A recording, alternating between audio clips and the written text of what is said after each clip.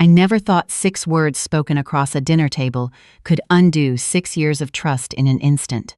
But that's exactly what happened on a Wednesday night in October, when my husband came home from work smelling like sawdust and a decision already made, and said, without sitting down, without preamble, without the basic courtesy of looking me in the eye, "Monica's going to stay with us for a while."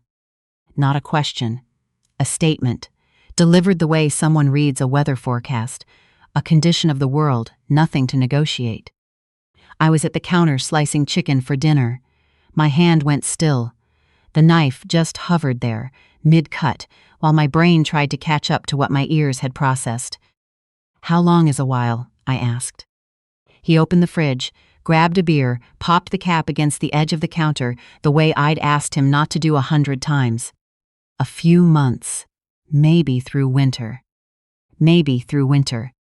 Monica, his younger sister, 26, perpetually between stability and disaster, would be living in our 2-bedroom house in Raleigh for potentially the next 5 months, because she was going through a hard time, because her long-term boyfriend had ended things and she needed to get back on her feet, and because, as Gavin added, in the tone of someone offering a compliment while also closing a door, "You're good at managing the house. It'll be fine. You're good at managing the house." As if competence were consent.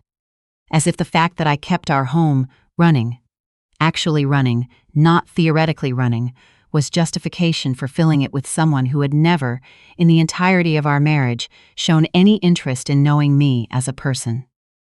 I want to paint an honest picture of what my days looked like, because it matters. I managed the front office for a busy family medical practice downtown.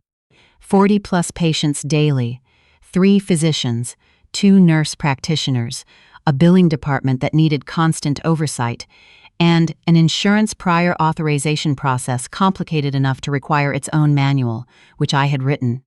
I was up at 6 every morning, out of the house by 6:45, in the office by 7:15, and rarely home before 6:30 in the evening. I cooked dinner most nights because Gavin's version of cooking involved using every dish we owned, and producing something that tasted like effort was optional.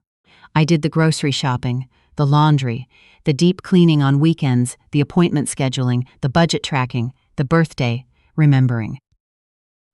I was not complaining about any of it. That was simply the life we had built together, and I had accepted my share of it. But Monica was not my share of it. She arrived Saturday with 3 oversized suitcases, a duffel bag that appeared to be entirely shoes, and a brief, unimpressed survey of the guest room that communicated, without words, that she had expected something larger. Gavin carried everything upstairs. I stood in the kitchen making tea and told myself it was temporary. The first 2 weeks were merely unpleasant. She slept until noon. She ate whatever she found in the refrigerator without asking. Her skincare products colonized the bathroom counter. Her shoes materialized beside the front door where anyone could trip over them. She answered my attempts at conversation with single syllables and seemed to find my presence mildly irritating, the way someone finds a radio playing at low volume in a room they didn't choose to be in. The 3rd week, something changed. Gavin started angling his laptop screen when I walked by. Not dramatically, not a guilty slam shut, just a subtle rotation, a degree or two, enough that I couldn't see what he was looking at. He started taking his phone to the bathroom at night, which he had never done before in 6 years. When I asked how Monica was doing, his answers became vaguer. "Fine, okay. Working through some stuff. Just give her space." I gave her space. I gave her space and dinners I cooked, and a bathroom we shared, and a house that no longer felt like mine, and I got nothing in return except the growing sensation that something was sitting just below the surface of our daily life, invisible and patient, waiting. On a Tuesday 3 weeks into Monica's stay, I came home 40 minutes earlier than usual. A late cancellation had cleared my schedule. The house was quiet. Gavin's truck wasn't in the driveway. Monica's door was closed. I set my bag down and walked to the kitchen to figure out dinner, and that's when I saw it. Gavin's laptop open on the kitchen table, his email logged in, screen still awake. I want to be honest about what happened next. I was not snooping. I was reaching past the laptop to grab the stack of mail I could see underneath it, and when I moved the computer slightly, the screen shifted and an email subject line came into full view.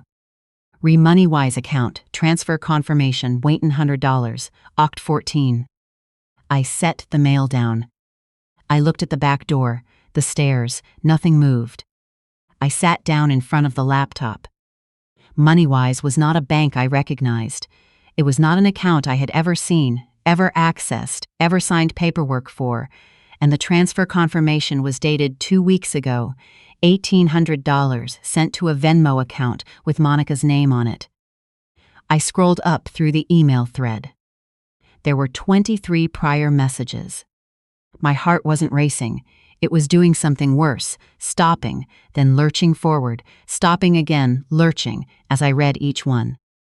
$500, September of the prior year, $500 in October, $750 in November, with a note in the subject line, holiday expenses for Mon, she'll pay us back. $1,000 in January, no note, $1,200 in March, $800 in April. The amounts climbing steadily, month over month, for 14 months, until that final transfer of $1,800 landed 2 weeks after Monica moved into our spare room.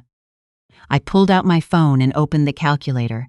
I added every number I could read on that screen. The total was $14,600. $14,600. Sent from an account I had never known existed, which meant that account had been funded from somewhere, and I already knew, in the way you know things you don't want to know, exactly where the money had come from. I pulled up our joint checking account on my phone and started going backward through 12 months of transactions.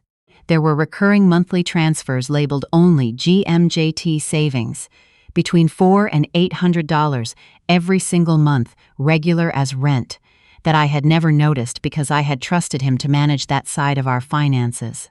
Because I was, as he had told me, good at managing the house, and he was supposedly good at managing the money, and we had divided our life that way without either of us ever writing it down or agreeing to it explicitly.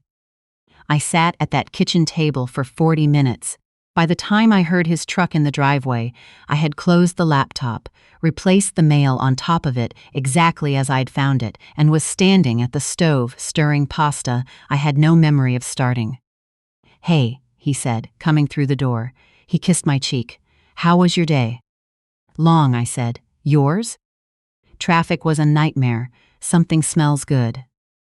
I nodded and handed him a bowl, and we ate dinner, and Monica came down and helped herself without being invited, and Gavin laughed easily at something she said, the kind of loose, unguarded laugh I hadn't heard from him in months, and I kept my face arranged in an expression that, I hoped, read as tired rather than destroyed. That night I lay next to him and stared at the ceiling until almost 3 in the morning. I was not going to cry. I was not going to confront him with half the picture and give him the chance to construct an explanation I couldn't immediately disprove. For 6 years I had trusted without verifying, accepted without questioning, and looked away from things that made me slightly uneasy because I didn't want to be the kind of person who checked up on her husband. That instinct, the generous, trusting, house-managing instinct, had been used against me for over a year. I was done leading with it. The next morning I called Pam from my car before I went inside the office. Pam had spent 4 years working in a family law firm before she came to us, and she was the most pragmatic person I had ever known. She was also, critically, impossible to rattle. I told her everything. She was quiet until I finished. "Okay," she said. "Today at lunch you call a family law attorney, not to file anything, just to understand your position. Do you know anyone, or do you need a name?" I needed a name. She gave me one. Gloria Walsh, small practice, handled mostly divorce and asset matters, very good according to Pam's former colleague. I called Gloria's office during my lunch break and reached her assistant, who set up a phone consultation for that afternoon. Gloria Walsh spoke to me for 45 minutes and charged me a flat consultation fee and gave me more useful information in that conversation than I had received. In the entire preceding month of worrying in silence, she explained what marital assets meant under North Carolina law. She explained that unilateral transfers of joint funds to a third party, made without the knowledge or consent of both spouses, could be characterized as dissipation of marital assets, a factor courts considered in property division. She told me what I could do, immediately and legally, to protect myself. I took 3 pages of notes in the small notebook I kept in my desk drawer for patient follow-up calls. Then I went back to scheduling appointments and calling insurance companies and doing my job, because some things are easier when your hands are busy. Over the next 4 days, I moved carefully and quietly. Thursday during lunch, I opened my own checking and savings accounts at a credit union across town from the bank Gavin and I shared. I transferred $2,000 I'd been keeping in a personal emergency envelope, cash I'd set aside over the past 2 years for no reason I could have articulated at the time, just a low-grade instinct, into my new savings. I left the credit union with a debit card and my own account numbers and the specific, grounded feeling of something that was only mine. That evening, I contacted HR and changed my direct deposit. My next paycheck and every paycheck after it would go to my credit union. Gavin didn't monitor our joint account day to day. He wouldn't notice until the next deposit cycle. Friday morning, I returned to the kitchen table before Gavin woke up and photographed every relevant email on his laptop. MoneyWise confirmations, the thread going back 14 months, a handful of side emails between him and Monica where he referenced the transfers, 61 photographs on my phone. I also took a photograph of the transfer total I'd calculated in my Notes app, so there could be no question about my arithmetic. During my lunch break, I drove to the library near the office and printed 12 pages of our joint checking transaction history from the last 14 months. I sat at one of the study tables and went through them with a highlighter, marking every GMJT savings transfer. Then I put the highlighted pages and the printed photographs in a folder I kept in my desk at work. That folder stayed at work.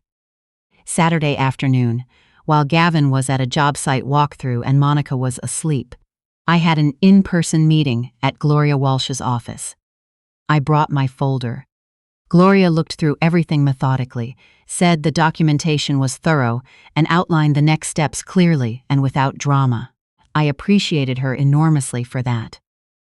I spent Saturday evening doing nothing useful for anyone but myself, which was the first time I had done that in longer than I could immediately remember. I sat on the back porch with coffee and watched the light change in the yard. Gavin and Monica were inside watching TV. I could hear them through the screen door, relaxed and easy in the house I managed, in the life I had built and he had been quietly siphoning. I did not feel rage, exactly.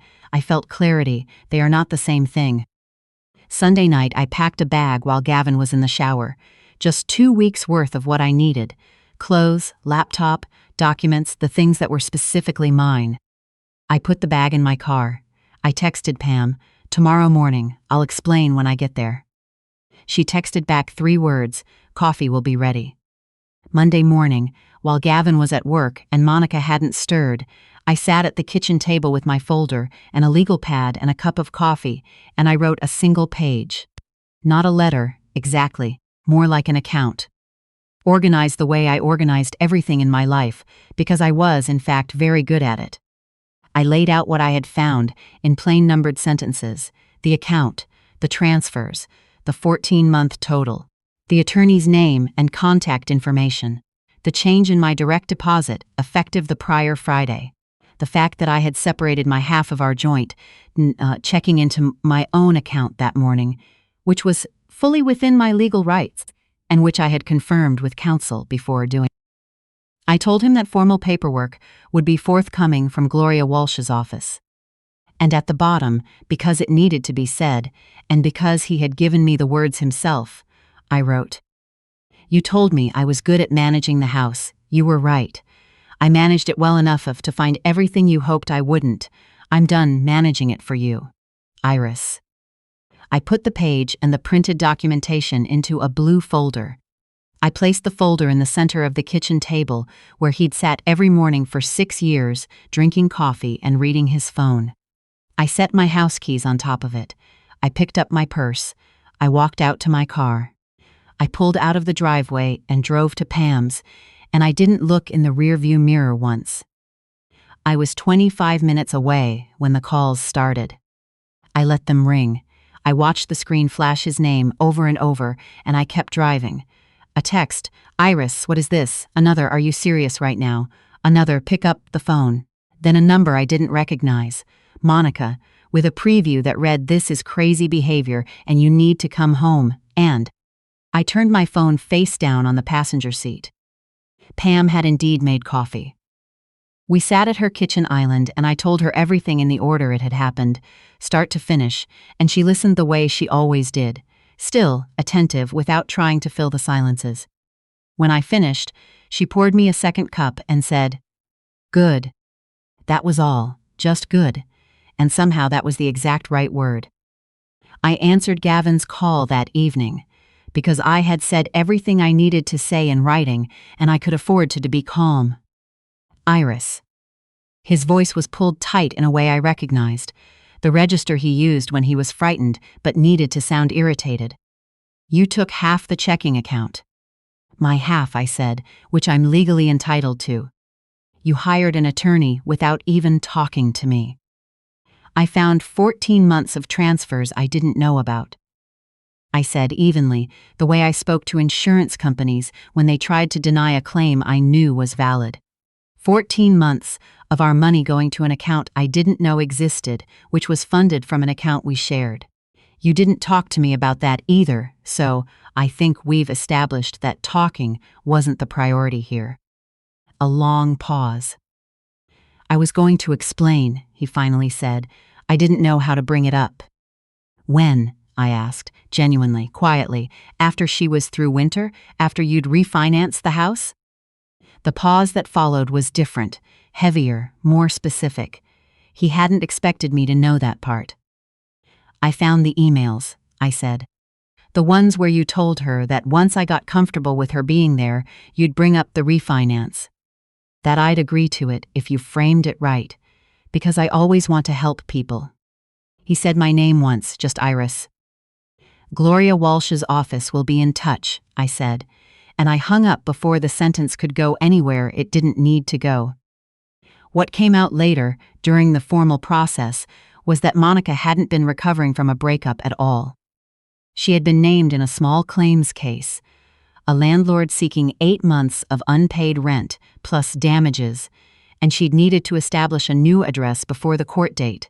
Gavin had known this before she arrived. He had helped her use our address. He had been planning, in a document his own attorney eventually had to produce in discovery, to approach me about refinancing once I was, as he wrote to Monica, "used to having you there." The quote his attorney tried to keep out of the record and couldn't. "She always wants to help people. She'll agree if I frame it the right way." I read that sentence 4 times sitting in Gloria's conference room. Then I excused myself, walked to the parking lot, got in my car, and gave myself exactly 10 minutes to feel whatever it was going to make me feel. I sat there with the engine off and the windows up, and I let myself understand, fully, that the man I had shared a bed with for 6 years had looked at my willingness to care for other people and seen a mechanism he could use. 10 minutes. Then I went back inside and signed what needed to be signed. The divorce was finalized that spring. The house sold cleanly. After everything was divided and fees were covered, I had enough for a down payment on a place of my own. The dissipation claim was settled in my favor once the documentation went before the mediator. Monica's name stopped appearing in my life shortly thereafter. My apartment is on the 3rd floor of a building 10 minutes from work. It has a balcony that gets afternoon light. I moved in on a Saturday in March with Pam's help, and we sat on my new floor eating Thai takeout straight from the containers, because the furniture delivery wasn't until Tuesday, and she brought a bottle of Prosecco and we drank it out of coffee mugs, and I cried briefly, not from sadness, but from something I have since learned to identify accurately. It was relief, the specific relief of something that had been held too tightly for too long finally being set down. Gavin called once after the divorce was final. He said he was sorry, that he'd told himself he was protecting his sister and had stopped thinking clearly about what it was costing me. That it wasn't fair. I told him I believed that he believed it. I also told him that my believing him didn't mean I was interested in continuing the conversation.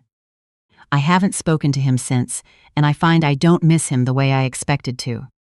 What I miss sometimes is the version of myself that didn't know what I know now, the one who handed over trust freely and didn't think to look twice. I don't want her back, exactly. But I think about her with some tenderness, the way you think about someone younger than you who made forgivable mistakes because they hadn't been shown a reason not to yet. She had been shown a reason now. I am, still, very good at managing things. My office runs well, my apartment stays clean, my finances are precise in a way they were never quite allowed to be when I was sharing them with someone who considered them a resource to manage for his own purposes. I have a savings account I check every month, a budget I built myself, and a home where everything in it is exactly where I put it. A year out, I don't think of what happened as a loss anymore. I think of it as information delivered late. The cost of the delivery was steep, but the information itself was worth having. You can call yourself good at managing a house. You can mean it as a compliment while using it as a way to keep someone in place, too busy, too competent, too generous to look up and notice what's being taken. But the thing about being genuinely good at managing things is this: eventually, you manage your way to the truth. And then you decide what to do with it.